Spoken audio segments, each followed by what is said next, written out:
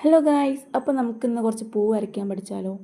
ഈ പൂ വരയ്ക്കാനൊക്കെ പഠിക്കാൻ മാത്രം ഉണ്ടോ ചോദിച്ചാൽ ഉണ്ട്. പൂവെന്നല്ല, എന്തൊരു ചെറിയ സാധനം വരയ്ക്കാനും പഠിക്കാൻ അത്യാവശ്യമുണ്ട്.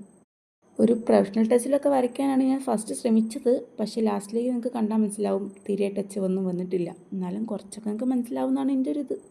മേ ബി ഇത് കാണുന്ന ചിലർക്ക് തോന്നും ഇതിനും അടിപൊളിയായിട്ടൊക്കെ ഞാനും വരയ്ക്കല്ലോ എന്ന്. ബട്ട് ഞാൻ ഉദ്ദേശിച്ചത് എൻ്റെ സബ്സ്ക്രൈബേഴ്സിൽ പകുതി മുക്കാലും ചെറിയ മക്കളാണ്. അപ്പോൾ അവർക്ക് നല്ല ഉപകാരമാവുമെന്ന് എനിക്ക് തോന്നിയോണ്ടാണ് എന്ത് ചെയ്യാമെന്ന് വിചാരിച്ചത്. സോ നമ്മൾ ഇന്നിവിടെ 4 രീതിക്കാണ് വരയ്ക്കാൻ ഉദ്ദേശിക്കുന്നത്. ഇതിൽ മൂന്നാമത്തതും ഒന്നാമത്തതുമാണ് എനിക്ക് നല്ല ഇഷ്ടപ്പെട്ടത്. കാരണം അത് രണ്ടുമാണ് ഞാൻ വിചാരിച്ച പോലെ വന്നിട്ടുള്ളൂ. ബാക്കി രണ്ടും എന്നെ നെയ്തായിട്ടൊന്ന് ചതിച്ചു. നിങ്ങൾ ജസ്റ്റ് വരയ്ക്കുമ്പോൾ ഒന്നുകൂടി ശ്രദ്ധിച്ചാൽ ഇത് ക്ലിയർ ആയിട്ട് കിട്ടും കേട്ടോ. അപ്പോൾ 2 സർക്കിൾസ് മതി. അത് വരയ്ക്കുന്നതിൻ്റെ ഷേപ്പും സൈസും മാറ്റുമ്പോൾ നമുക്ക് അതേ മോഡലിലെ ഫ്ലവേഴ്സ് കിട്ടും. അപ്പോൾ പൂവൊക്കെ വരച്ച് കഴിഞ്ഞാൽ ആവേശത്തിൽ ഞാൻ വിചാരിച്ചു കുറച്ച് തണ്ടും വരയ്ക്കാമെന്ന് വെച്ചാൽ അതും കൂടെ വരച്ചപ്പോൾ സംഭവം നല്ല അലമ്പായി എനിക്ക് മനസ്സിലായി. പിന്നെ കുറച്ച് കളറും കൂടെ കൊടുത്ത് കുറച്ചുകൂടെ അലമ്പാക്കിയപ്പോൾ എനിക്കൊരു സമാധാനമായി. സംഭവം വരയ്ക്കുമ്പോൾ ഒക്കെ എളുപ്പമാണ്. നിങ്ങൾക്കൊന്ന് ട്രൈ ചെയ്ത് നോക്കിയിട്ട് എങ്ങനെയുണ്ടെന്നൊന്ന് ഫീഡ്ബാക്ക് പറയാം കേട്ടോ.